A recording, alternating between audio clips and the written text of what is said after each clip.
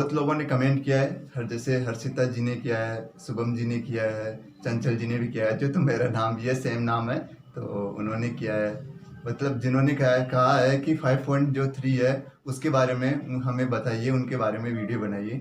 तो मैं उनको बताना चाहूँगा कि 5.3 के बारे में हम अब नेक्स्ट वीडियो बनाएंगे। पहले हम 5.2 थे उसका जो 9th क्वेश्चन और 10th क्वेश्चन 8th क्वेश्चन जो था उसके बारे में हम चर्चा करेंगे, क्योंकि वो थोड़े डिफिकल्ट क्वेश्चन है, वो एग्जाम में पूछे जा सकते हैं, इसलिए उन क्वेश्चनों के बारे में हम पहले चर्चा करेंगे, उसके बाद हम नेक्स्ट जो 5.3 के बारे में बात करेंगे।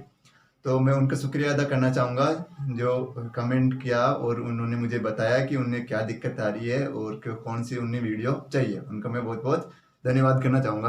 अब तो चलते हैं हम अपने जो क्वेश्चन की ओर। क्वेश्चन है हमारे पास कि एक समांतर श्रेणी, क्या एक समांतर श्रेणी में 60 पद है। टोटल कितने पद दे रखे हैं? 60 पद दे रखे हैं और इसका प्रथम पद क्या है? 7। क्या है इसका प्रथम पद? 7 है, तथा अंतिम पद 125 मतलब 125 है, तो 32वां पद क्या होगा, यानी 32वां पद जो है वो क्या होगा। तो देखो दोस्तों, इसमें हमारे को दो चीज दे रखी है। फर्स्ट चीज है, इसने हमारे को टोटल पद दे दिया, तो टोटल पद कितने इसमें हमारे पास? 60। टोटल पद कितने हैं? 60। जब 60 टोटल पद है और अंतिमवा पद हमारे को दे रखा है कितना है? 125। तो दोस्तों हमें पता चल गया कि जो 125 है वो कौन सा पद आ गया? 60वां पद। यहां तक बात आई। इसके बाद उसने कहा है कि इसका प्रथम पद कितना है? 7, मतलब एक की वैल्यू भी इसने कह दी, हमें दे दी। तो देखो इसका सॉल्यूशन करते हैं।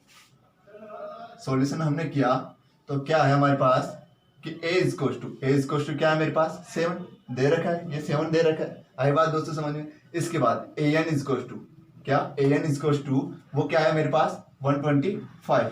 क्या है? 125। इसको मैं an इज को क्या लिख सकता हूं कि यहां मेरे पास क्या है? 60वां पद है। क्या है? 60, मतलब a 60 इज में क्या लिख सकता हूं? a 59 a plus 59 d। इसको किस प्रकार आया ये दोस्तों? देखो a plus n minus 1 into D.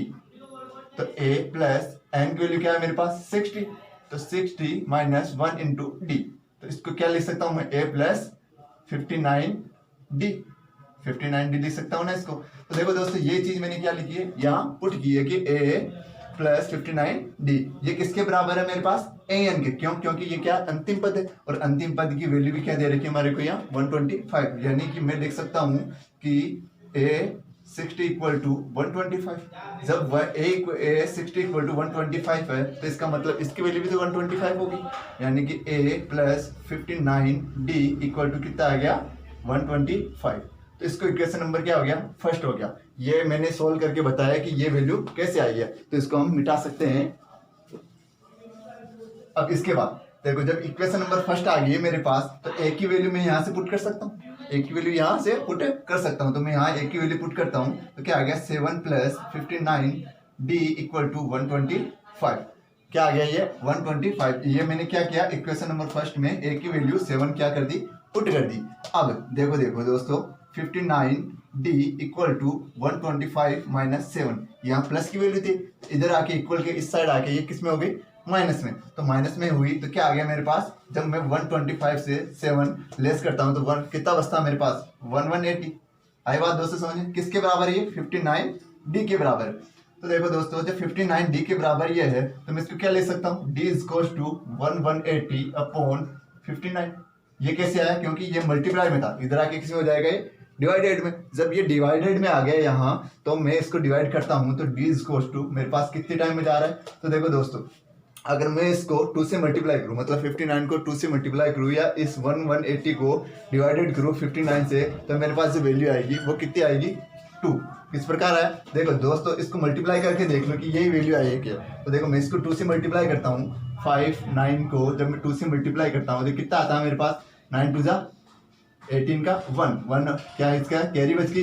5 2 जा 10 10 और 11। तो ये वैल्यू आ गई मेरे पास। तो देखो दोस्तों, ये वैल्यू मैंने डी की वैल्यू कितनी आ गई मेरे पास? 7, मतलब a इक्वल टू मेरे पास 7 है और d इक्वल टू मेरे पास कितना आ गया? 2। तो मेरे पास क्या फाइंड आउट करना है मेरे को? 32वां पद। 32वां पद क्या करना है मेरे को? फाइंड आउट करना है। जब 32वां पद फाइंड आउट करना है तो a plus 31d equal to क्या आ गया मेरे पास? a 32। ये क्या करना है मेरे को? फाइंड आउट करना है। इसको मैं किस प्रकार लिख सकता हूँ, इसको लिख सकता हूँ मैं कैसे, A32 equals to A plus n-1 into D. क्या लिख सकता हूँ इसको, तो देखो मैंने क्या लिखा कि A32 था, वो इक्वल में क्या हो गया A plus n-1 into D.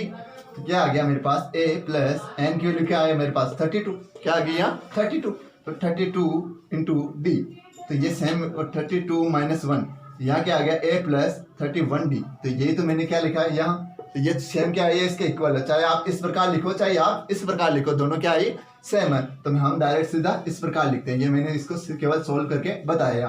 तो देखो इसके बाद क्या आता है मेरे पास, ए की वैल्यू में पुट कर लेता हूँ और डी की वैल्यू में पुट कर लेता हूँ। तो ए की वैल्यू कितनी है मेरे पास 7 प्लस 31 मल्टीप्लाई बाई डी की वैल्यू कितनी है मेरे पास 2 इक्वल टू A32। ये हमारे को क्या करना था, फाइंड आउट करना था। जब फाइंड आउट करना था तो हमने क्या लिख रहा हूँ, मैं इसको लिख रहा हूँ, क्या हो गया मेरे पास 7 प्लस इसको जब मैं मल्टीप्लाई किया तो क्या आ गया मेरे पास 2 मतलब 62 A32। अब जब 62 में 7 ऐड करता हूं तो मेरे पास कितना आता है 69 इक्वल टू क्या आ गया A32। मतलब जो A32 की वैल्यू आएगी वो क्या आएगी मेरे पास, आंसर आ गया इसका, क्या आया A32 इक्वल टू कितना आ गया 69। आई बात है दोस्तों समझ में। इसका मतलब हमारे को जो 8 9 जो क्वेश्चन है वो इस प्रकार से हमने हल किया कि हमारे पास इसमें बस दिक्कत क्या आ रही थी लोगों दोस्तों आपको, कि यहाँ 60 समझ में नहीं आ रहा था कि ये अंतिम पद जो दे रखा है उसको किस प्रकार डिपेंड करे। तो यहाँ जो 60 दे रखा है वो जब हमारे को पता है कि अंतिम पद के बारे में बात कर रहा है कि ये 60 क्या है, यहाँ अंतिम पद टोटल पद क्या है 60 है और अंतिम पद क्या दे रखा है 125। तो इसका मतलब जो 60 का पद होगा वो क्या होगा 125 और हम अंतिम पद को क्या बोलते हैं an। तो an इक्वल्स टू 125। आई बात दोस्तों समझ में। इसके बाद हम बात करते हैं इसका अगला क्वेश्चन में हमने देख लिया था। इसके बाद हम लाए जो कौन सा 10th क्वेश्चन क्या हमारे पास कि 4 संख्याएं, क्या हमारे पास कितनी संख्या दे रही है 4 संख्याएं जो किसमें समांतर श्रेणी में, किसमें समांतर श्रेणी में है। यदि संख्याओं का योग मतलब उन संख्याओं का जो योग है वो कितना है 50, कितना दे रखा हमारे को 50 दे रखा है। इसके बाद सबसे बड़ी संख्या, अब सबसे बड़ी संख्या कौन सी होगी इसमें, जो चौथे नंबर पे होगी मतलब 4th नंबर पे जो संख्या होगी वो संख्या कौन सी होगी, सबसे बड़ी संख्या होगी। इसके बाद सबसे छोटी संख्या जो फर्स्ट नंबर पे आएगी और फर्स्ट नंबर पे कौन आती है ए, मतलब सबसे छोटी जो संख्या होगी वो ए के बराबर होगी और जो सबसे बड़ी संख्या होगी वो कौन सी होगी A4 के बराबर होगी। अब सबसे छोटी संख्या सबसे बड़ी संख्या की 4 गुना है, कितनी गुना है 4 गुना है। तो संख्या ज्ञात कीजिए, क्या करना है तो संख्या ज्ञात कीजिए। अब यहाँ हमारे को क्या दे रखा है समांतर श्रेणी मतलब एपी, और एपी क्या होता है हमारे को हमें पता है कि एपी में A1 इक्वल्स टू क्या होता है ए, और A2 इक्वल्स टू क्या आता है हमारे पास A प्लस डी, और A3 इक्वल्स टू क्या होता है मेरे पास A प्लस 2D, और A4 इक्वल्स टू क्या आता है मेरे पास A प्लस 3D। अब हमें कितने पद लेने हैं, केवल 4 पद लेने, कितने इसमें दे रखा है 4 संख्या है, इसलिए हमने क्या लिया 4 पद लिया। तो दोस्तों आपको ये अगर समझ में नहीं आया तो ये आपको पता होता है कि जो सूत्र an का जो सूत्र होता है क्या होता है कि an equals to a plus n-1 into D होता है। तो देखो n-1 मतलब जब यहाँ 4 है तो n-1 करूंगा तो 3d बच जाएगा ना। वैसे ही यहाँ देखो n की वैल्यू क्या है यहाँ 3, तो 3-1 करूंगा तो 2d बच जाएगा। उसी प्रकार देखो n की वैल्यू क्या है यहाँ 2, अब n में से 1 जब मैं लेस करूंगा 2 में से तो 1 बचेगा मतलब d। तो इसी प्रकार मेरे पास ये क्या आ गया 4 डिजिट्स आ गए, क्या a प्लस b और a प्लस 2d और a प्लस 3d और a प्लस 3d। अब देखो ये 4 जो मेरे पास पद है। अब इसके बाद आगे क्वेश्चन क्या है, यदि संख्याओं का योग मतलब सम दे रखा है, कितना दे रखा है 50।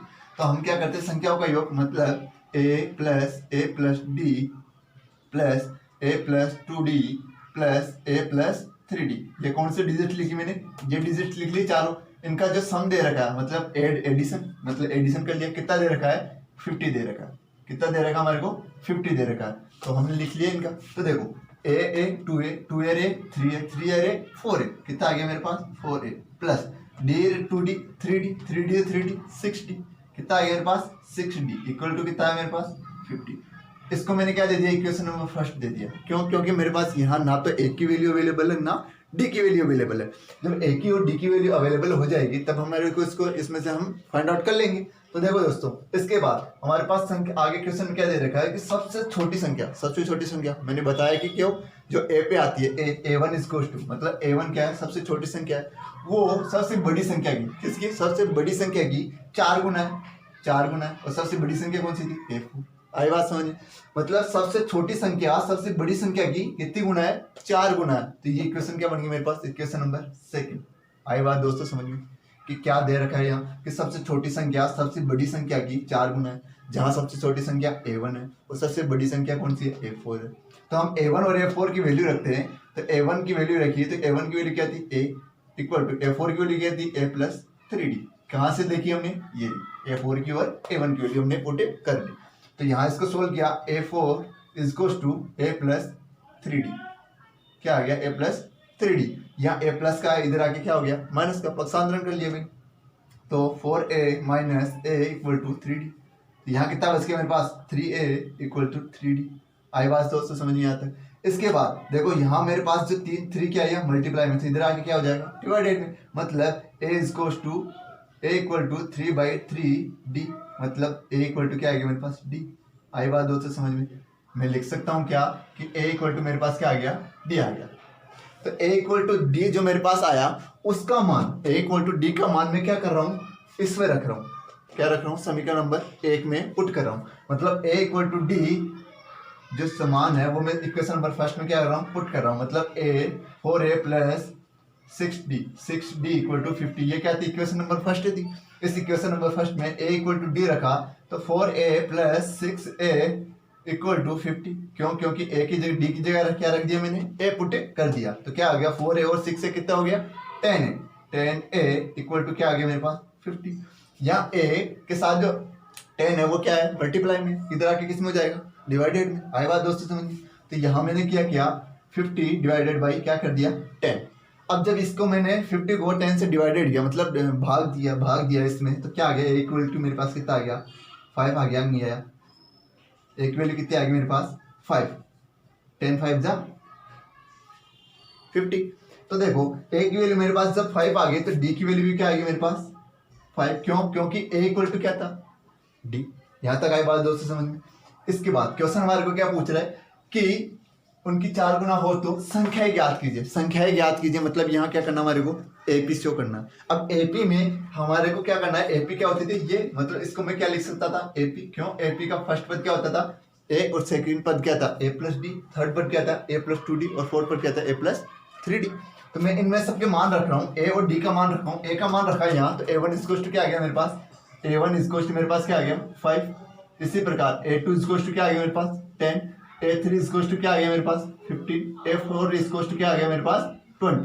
आई बात तो दोस्तों ये कैसे आया, ये सारे A और D के मान मैंने यहाँ पुट कर दिए। तो 5 5 10, 5 और 2 इंटू 5, तो 10 और यहाँ 5 कितना हो गया, 15। यहाँ A 5 प्लस 3 इंटू 5, यानी कि 5 प्लस 3 इंटू 5 कितना हो गया, यहाँ 15 प्लस 5 कितना हो गया, 20। तो ये तो लिखा मैंने।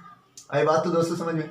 ये क्या मैं आगे मेरे पास A1 A2 A3 और A4। तो AP क्या होती है हमारे पास, A डॉट P क्या थी, A1 A2 A3 A4।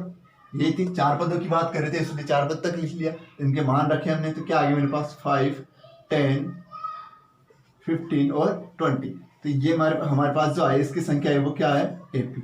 आई बात जो सोच समझ में? तो यहाँ हमारे को क्वेश्चन नहीं है, बस जैसा क्वेश्चन पूछता है हमारे को क्या करना है, जैसा जैसा क्वेश्चन हमें को दिया हुआ है जो पूछता है उसको वैसा वैसा हमने क्या करा, सोल्व करते जाते हैं। जैसे कि यहाँ हमने 4 पद जो समांतर श्रेणी दे रखी थी, हमें पता होगा समांतर श्रेणी को इस प्रकार डिनोट कर सकते हैं, तो हमने AP इस प्रकार लिख ली। इसके बाद इसने दे रखा है कि हमारे को कि छोटी संख्या बड़ी संख्या की क्या है, 4 गुना है। तो छोटी संख्या बड़ी संख्या की 4 गुना हमने क्या कर दी, पुट कर लिए। तो देखो दोस्तों, बस जो कंफ्यूजन हो रहा था वो कंफ्यूजन कहाँ हो रहा था, यहाँ। तो जो ये क्वेश्चन और इससे जो फर्स्ट क्वेश्चन हमने इससे पहले वाला जो क्वेश्चन 9 क्वेश्चन हमने पढ़ा था, तो वो 9 क्वेश्चन और 10 क्वेश्चन वेरी इंपॉर्टेंट, मतलब बहुत ही महत्वपूर्ण है, ये एग्जाम पूछे जा सकते हैं।